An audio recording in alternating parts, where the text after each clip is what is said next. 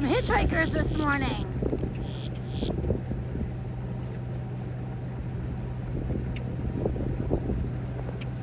They wanted to go south too. We're making it easy for them. Too lazy to fly. Oh, here comes another one. Oh my gosh. Yes, we're the boat of birds. The bird boat. Oh my God, this is the best day ever. We're up to 3 birds. We have more birds than people. We do. It's a good ratio. Yeah.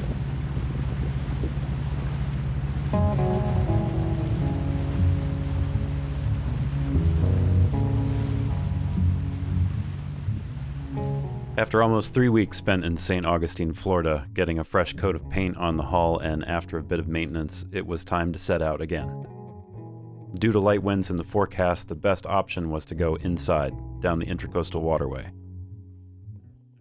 If we were taking I-95 the 60 miles down to Daytona Beach, it would take about an hour and a half.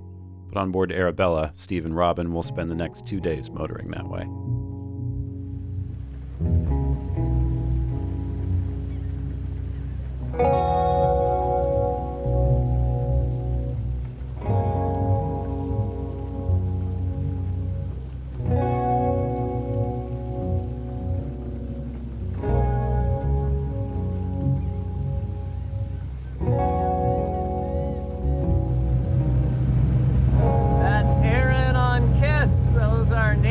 When we were on the Heart at Oasis.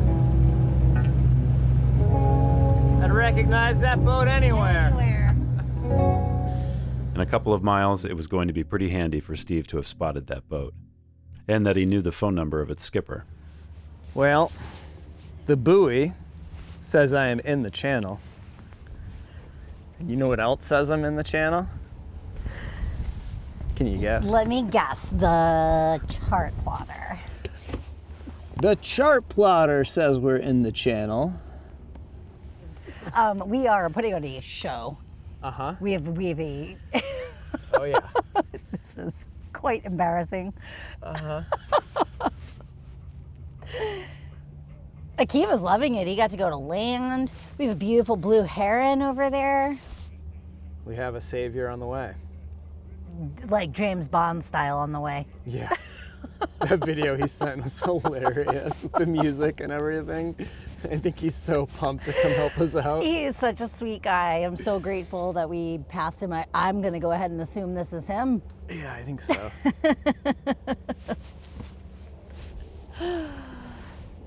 Aaron, save us! So we met Aaron at the boatyard. He was on Kiss. And we just passed him a couple miles back. And texted him and told him we were stuck in the mud. Now here he is.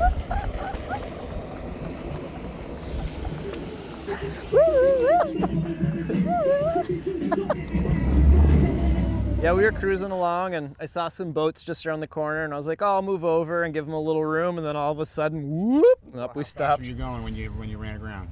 6 knots, five and a half, really? 6 knots. Okay, so we're up on here. Yeah. Let's see if she just twists. Something I can do quickly.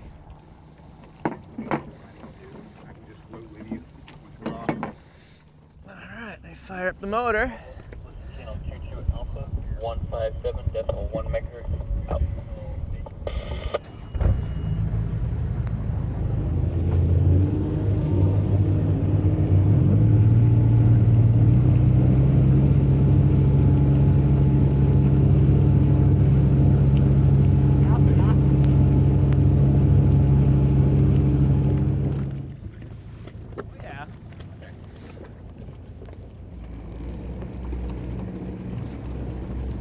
Oh, wow.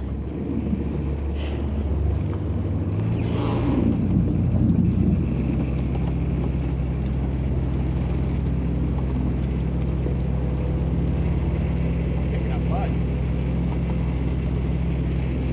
We're going nowhere. Nope. Wow. Okay.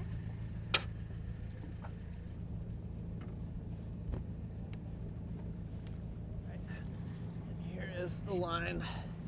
to my halyard.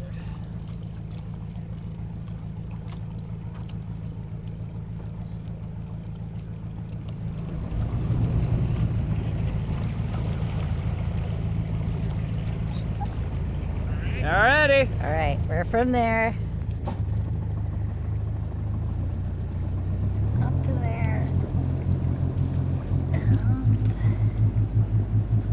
Go ahead, keep going.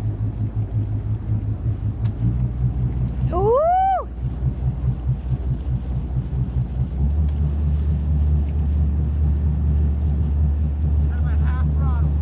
Give it a little more.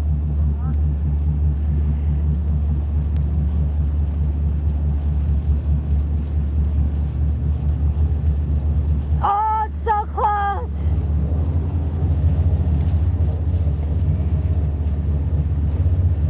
Oh, there it goes. Come on, baby. Holy crap. Holy moly. Come on. Let me get lined up again. Hold on. All right.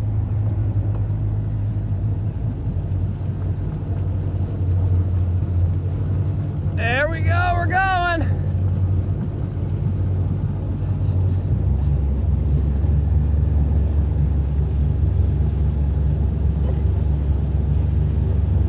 Oh, we've got to be close.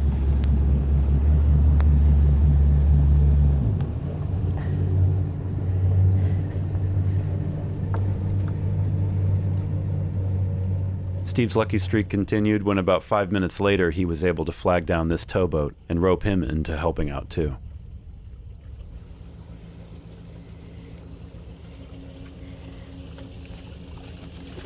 Wow. Good job.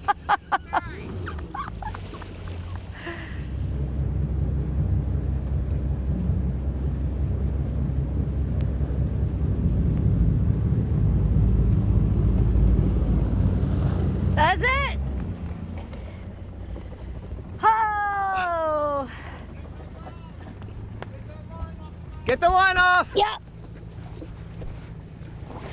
Oh, yeah, here we go. Oh, you're free. I can't tell you how many people have just recorded that. There's like 6 people on the beach just like...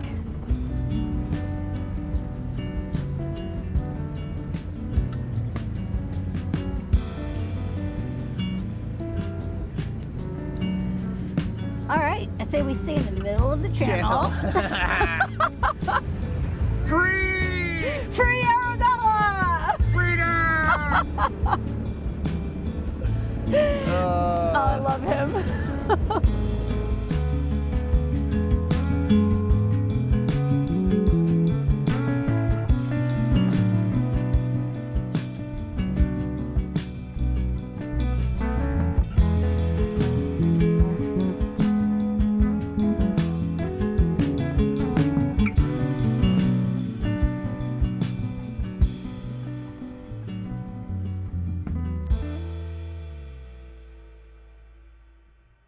So back up in Maine, you know, you can run along the coast, and if you need to duck in, you can duck in. Like, it's gonna be a couple hours maybe before there's an island you can hide behind or a river that you can shoot up, or the topography along the coast is just so broken and so deep and so protected that, you know, you can really get yourself tucked in and get out of things fairly quickly most of the time. Down here, it's a very different topography, which leads to a very different type of shore. And it is just a long, big spit of sand with these inlets that are scattered down the coast. And a lot of the inlets down here, especially Saint Augustine, have a pretty fearsome reputation. Down here, the inlets they're really narrow. There's a lot going on. So if we left Saint Augustine and ran outside, there's no place to go into if we didn't make it in time. And the winds yesterday were really light. They were forecast to be light, so we probably would have been motor sailing if we went offshore, and we would have been motor sailing in 3-foot seas, which isn't bad. Wouldn't have had any place to duck into until the next inlet, which was almost 60 miles away, where if we ran down the inside, we would also be motoring. We would not have the opportunity to sail. But if something happened, or we didn't feel well or whatever, there obviously are more places to stop. Today is supposed to get piping as the day goes on, and the winds are supposed to shift all over the place. They're supposed to go right around the clock. They're going to be really gusty as this front is kind of coming across the U.S., and we're on the bottom edge of it, but we're going to see some stuff from that today. So if we were to run out today, or if we were to run out yesterday and stay overnight, we would be going into some pretty strong headwinds today. The ultimate goal, hopefully by this weekend, is to cut through here into Lake Okeechobee and then pop out the Gulf side to Fort Myers and Sanibel Island. And we're essentially just going to make a loop around the tip of Florida and head back up and go out through the Keys. So I'm pretty psyched. I've heard amazing things about Sanibel and Port Charlotte and Fort Myers and Okeechobee and that waterway. I think will be super cool to see. We would not be able to do this if we had the Marconi rig. We wouldn't be able to clear the bridges, but since we went with the gaff rig, our masts are short enough, and going through Okeechobee is an option for us. And I've never seen southern Florida. This is really close to the Everglades, so I'm really excited to do that. It'll be a little motoring, not much sailing, but I think it'll be really cool to see. The longer plan is to come out at Sanibel, come up to Marco Islands, come up and run down the Keys, meet up with Hindu in Key West, and then hopefully find a window to get out to the Dry Tortugas for a while, back to Key West, and then we'll kind of lace our way through and make the run back north in a couple months. It's very cool to be exploring Florida. We're getting ready to take off this morning, and I want to grab some fuel in Ponce and not backtrack up into Daytona a little bit to get it. And we have some fuel in our starboard tank, and we have some fuel in our aft port tank.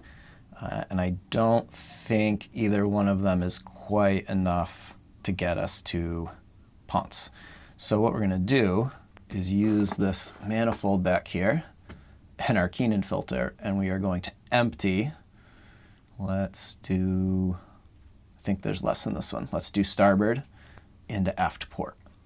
So what we are going to do is turn off return starboard, because we do not want to send it there. We want to open up return aft port. So when the fuel goes through the system, it is going to return to the aft port, and then we want to pull from the starboard. So what this is going to do, it's going to drain all the fuel from the starboard tank and return it to the aft port tank, and we're going to do that until we start sucking air.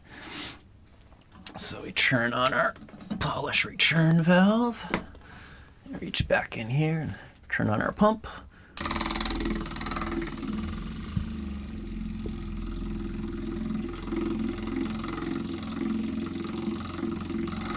And I'm just going to watch here at our flow site, and when we see air in there and the noise on the pump changes, we know that that tank's empty. It's going to take a few minutes. The pump's not the fastest.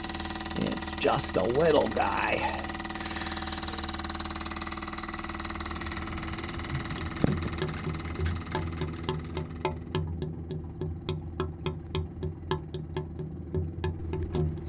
That's the sound of the air getting sucked into the tank from it coming out.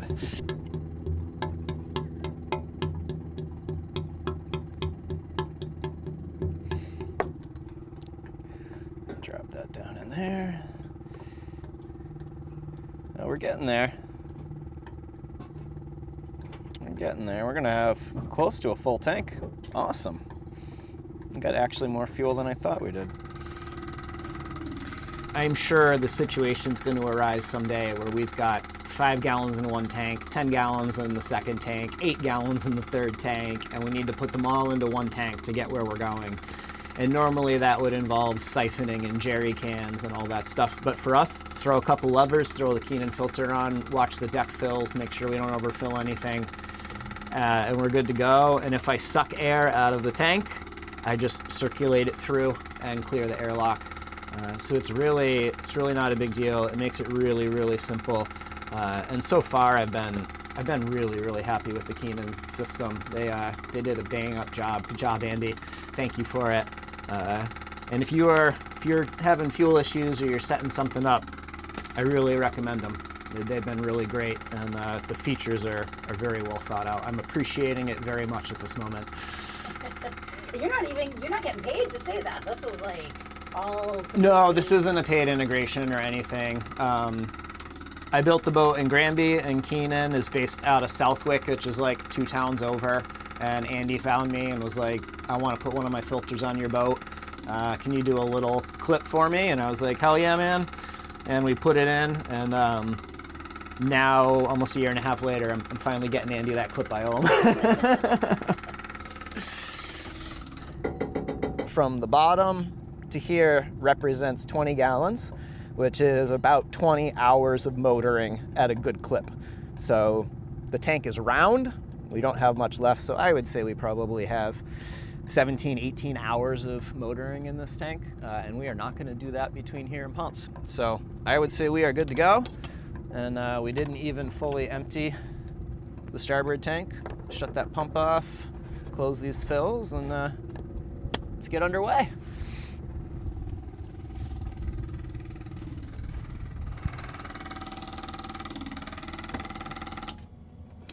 All right, let's turn the pump off. Now, this is very important. We got to remember to turn the correct levers.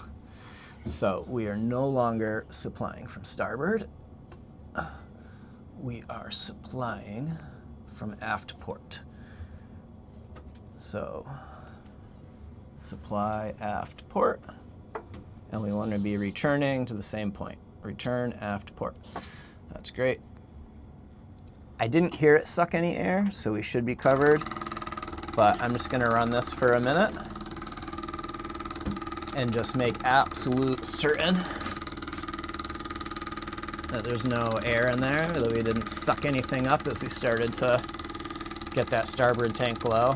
I don't think we did, but having an airlock to fix in the engine would suck. And then close our polish return. Let's get out of here. Turn on our seawater wash down and go haul an anchor.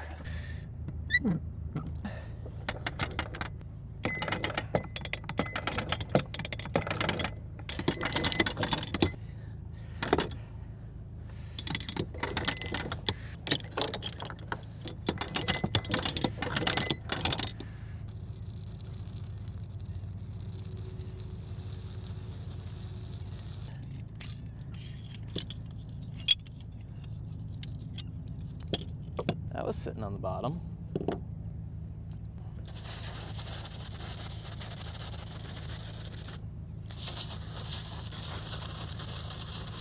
So if I had an electric windlass, I would be pressing the button, pulling up a couple feet, hosing it off, pressing the button, pulling up a couple feet, hosing it off. So doing it manually is really not, I don't think, any more work for the most part. If we have 200 feet of chain out and it's a sandy bottom and it doesn't need to get washed off, well, yeah, the electric windlass is quicker. But overall, I really like the manual. We don't have to run a huge power cable all the way up here. We don't have to take such a big draw off the battery bank. It takes a lot of power to pull up an anchor and an anchor chain. I don't have to worry about a windlass motor wearing out with this setup. This thing is a hunk of stainless steel and bronze. There's really not a heck of a lot to go wrong with it. It should work for another 100 years.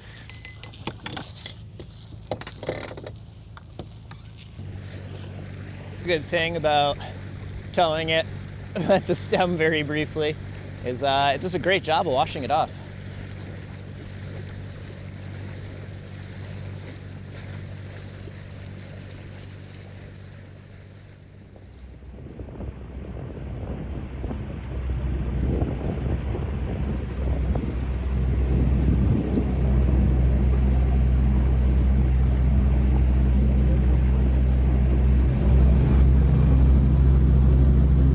To put a kiva below because shore is so close and he wants it so bad, we don't trust him not to make the leap.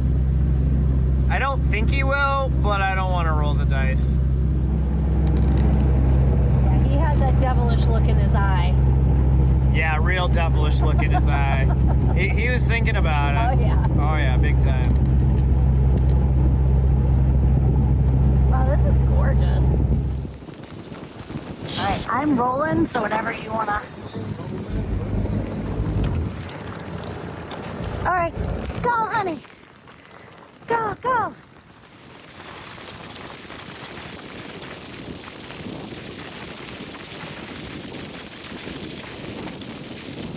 Holy moly.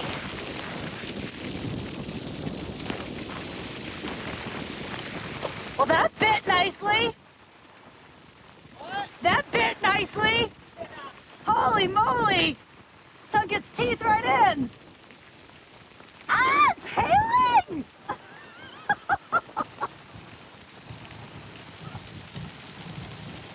I'm soaked. You're real soaked. Oh, we got here just in time. I got water on the bowl. I'm gonna have to change my pants.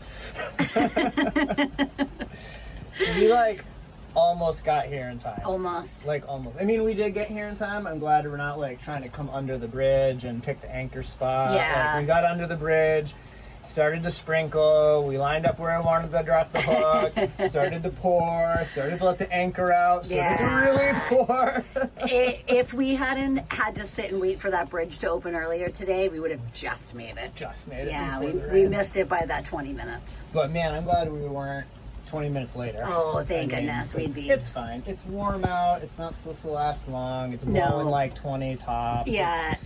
It's not bad. We've dealt with far worse. And we have a nice, cozy home to just get dry and put on some dry, warm clothes and Are all the portholes shut? maybe. BT dubs. Great question.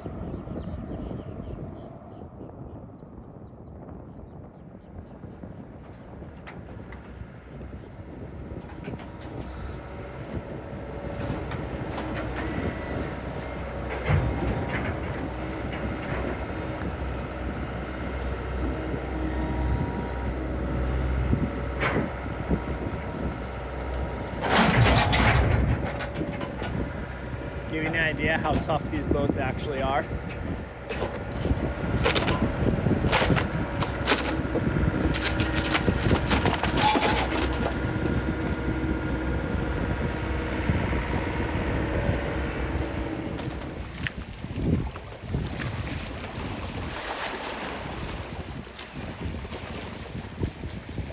Doing some recon on the fuel dock. So it's right there. And it looks like there's plenty of room to spin her around down here. So we'll come in, flip her around, and then that'll let us pick up the fuel dock going into the wind and let us pull straight out. Where's home for y'all? Western Massachusetts. Yeah. Yeah.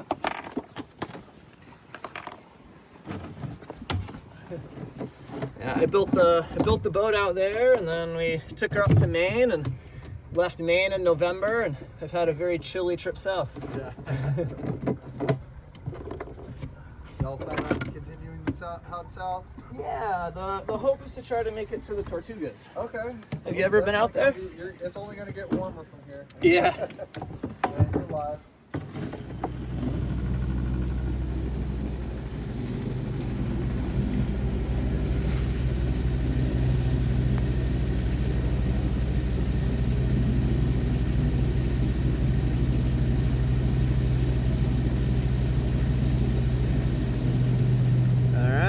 Closing in on our anchorage for the night.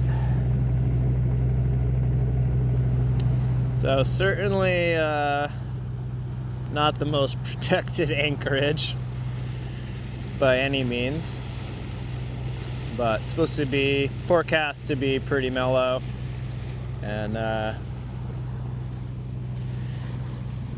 we've got our Mantis storm anchor and 200 feet of 3/8 chain.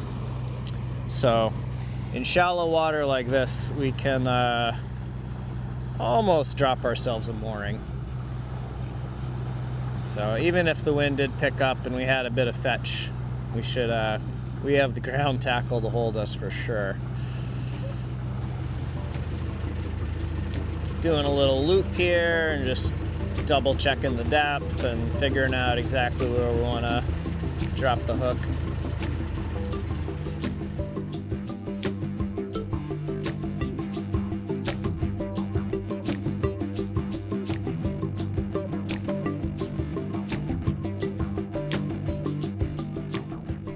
Coming up next week, Steve and Robin head out through gator-infested waters and cross through the swampy and otherworldly southern Florida. And then it's dry Tortugas or bust. We need your help to make these videos. Go to our Patreon page and find out more about becoming an ongoing supporter. And thanks again to Aaron on the tugboat Kiss for helping out our friends and sending us a few shots from on the go.